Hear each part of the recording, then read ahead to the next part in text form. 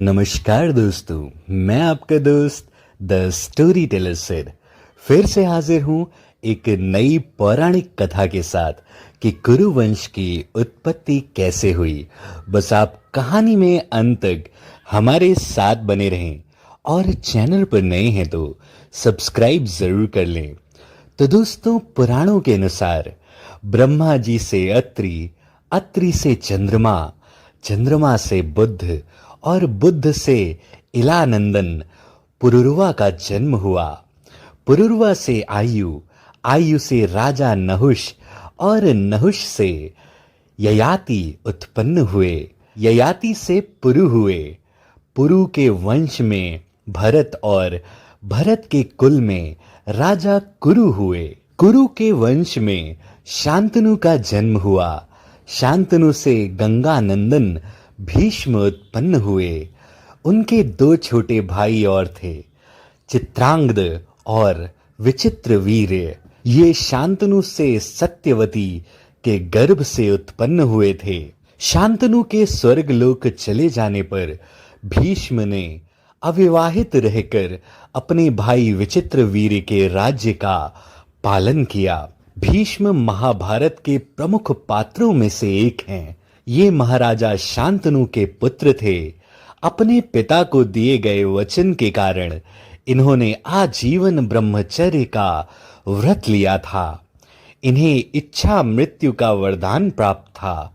एक बार हस्तिनापुर नरेश दुष्यंत आखेट खेलने वन में गए। जिस वन में वे शिकार के लिए गए थे, उसी वन में कण्व ऋषि का आश्रम था। कण्व ऋषि के दर्शन करने के लिए महाराज दुष्यंत उनके आश्रम पहुंच गए। पुकार लगाने पर एक अति लावण्यमयी कन्या ने आश्रम से निकलकर कहा, हे राजन, महर्षि तो तीर्थ यात्रा पर गए हैं, किंतु आपका इस आश्रम में स्वागत है। उस कन्या को देखकर महाराज दुष्यंत ने पूछा, बालिके आप कौन हैं? बालिका ने कहा, मेरा नाम शकुंतला है और मैं कण्व ऋषि की पुत्री हूं। उस कन्या की बात सुनकर महाराज दुष्यंत आश्चर्यचकित होकर बोले, महर्षि तो आजन्म ब्रह्मचारी हैं, फिर आप उनकी पुत्री कैसे हुई? उनके इस प्रश्न के उत्तर में शकुंतला ने कहा, वास्तव में मेरे माता पिता मेनका और विश्वामित्र हैं। मेरी माता ने मेरे जन्म होते ही मुझे वन में छोड़ दिया था, जहां पर शकुंत नामक पक्षी ने मेरी रक्षा की, इसीलिए मेरा नाम शकुंतला पड़ा। उसके बाद कण्व ऋषि की दृष्टि मुझ पर पड़ी और वे मुझे अपने आश्रम में ले आए। उन्होंने ही मेरा भरण पोषण किया। जन्म देने वाला, पोषण करने वाला तथा अन्न देने वाला, ये तीनों ही पिता कहे जाते हैं। इस प्रकार कण्व ऋषि मेरे पिता हुए। शकुंतला के वचनों को सुनकर महाराज दुष्यंत ने कहा, शकुंतले, तुम क्षत्रिय कन्या हो। यदि तुम्हें किसी प्रकार की आपत्ति ना हो तो मैं तुमसे विवाह करना चाहूंगा। शकुंतला भी महाराज दुष्यंत पर मोहित हो चुकी थी, अतः उसने अपनी स्वीकृति प्रदान कर दी।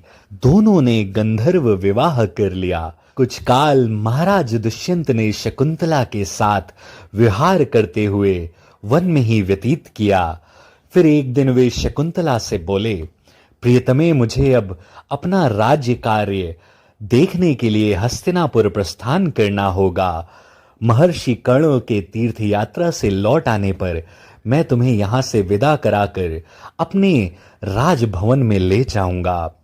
इतना कहकर महाराज ने शकुंतला को अपने प्रेम के प्रतीक के रूप में अपनी स्वर्ण मुद्रिका दी और हस्तिनापुर चले गए। एक दिन उनके आश्रम में दुर्वासा ऋषि पधारे। महाराज दुष्यंत के विरह में लीन होने के कारण शकुंतला को उनके आगमन का ज्ञान भी नहीं हुआ और उसने दुर्वासा ऋषि का यथोचित स्वागत सत्कार नहीं किया।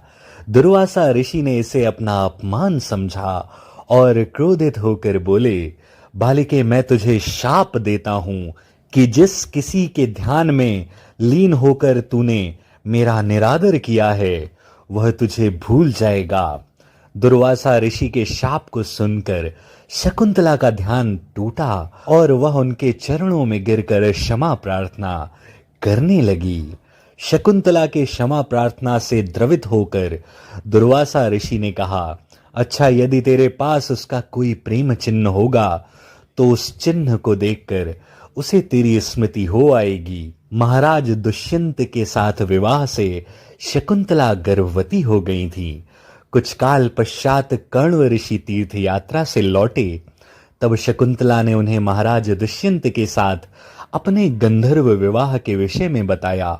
इस पर महर्षि कर्ण ने कहा, पुत्री, विवाहित कन्या का पिता के घर पर रहना उचित नहीं है। अब तेरे पति का घर ही तेरा घर है। इतना कहकर महर्षि ने शकुंतला को अपने शिष्यों के साथ हस्तिनापुर भिजवा दिया।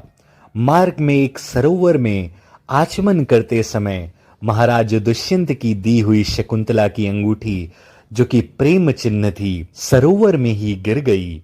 उस अंगूठी को एक मछली निगल गई। महाराज दुष्यंत के पास पहुंचकर कण्व ऋषि के शिष्यों ने शकुंतला को उनके सामने खड़ी करके कहा, महाराज, शकुंतला आपकी पत्नी है, आप इसे स्वीकार करें।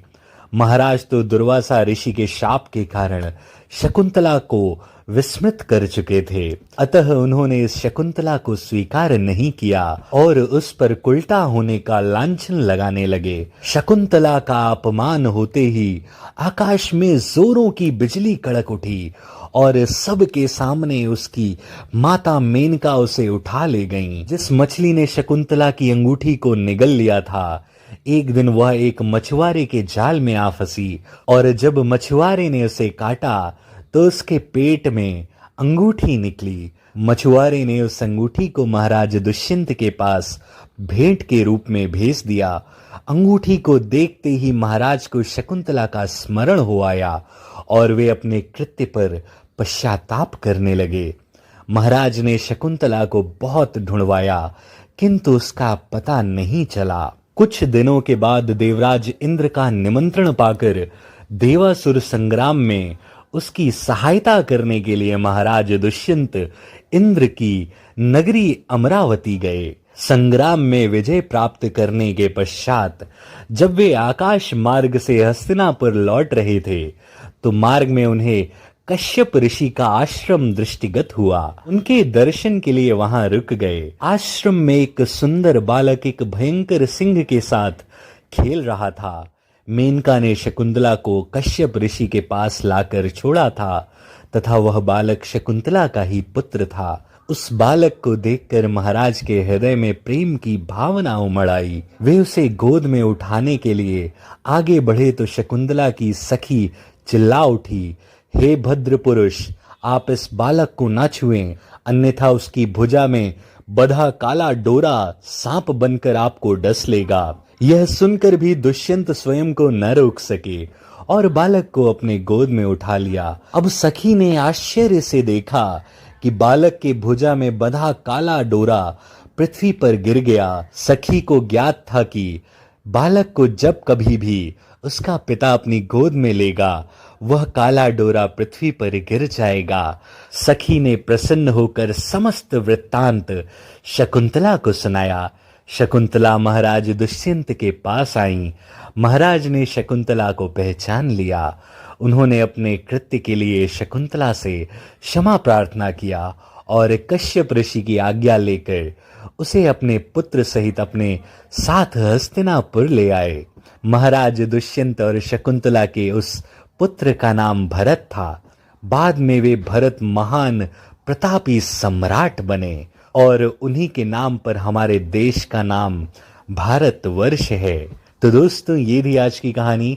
इसी तरह की और भी मोटिवेशनल और इंस्पिरेशनल कहानियों के लिए हमारे चैनल को जरूर सब्सक्राइब करें। ये वीडियो अच्छी लगी हो तो इसे लाइक करें, अपने दोस्तों से शेयर करें। मैं मिलूंगा आपको नेक्स्ट वीडियो में। तब तक अपना और अपनों का ख्याल रखें। Take care. धन्यवाद।